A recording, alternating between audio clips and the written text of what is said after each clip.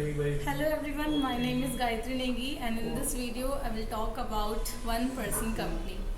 To understand one person company definition, we first need to get into the identity it creates. A registration provides corporate status and many benefits to the members and directors in the case of a public company. At least two members are required, which is not the same in the case of OPC, that is one person company. To eliminate this drawback and allow a single person to reap the advantage of one person company, this sort of company structure is introduced through the Companies Act 2013. One person company registration is simplified with online filing and process.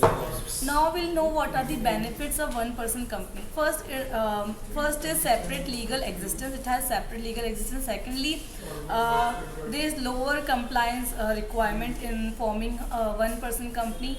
Then limited liability of owners is there. Fourth is the separation of management and ownership. Now coming to the document that are required for OPC registration. First you need to have a PAN card, identity proof, that it could be your Aadhaar card, voter ID, passport, driving license, etc. Or and director's address proof is required. Photograph, that is it must be latest photograph, passport size photo of shareholder, nominee and directors. Then you need to have a business address proof, NOC from owner, rent agreement if any. So this was all about one person company registration. I hope you like this video. Thank you for watching this. Thank you.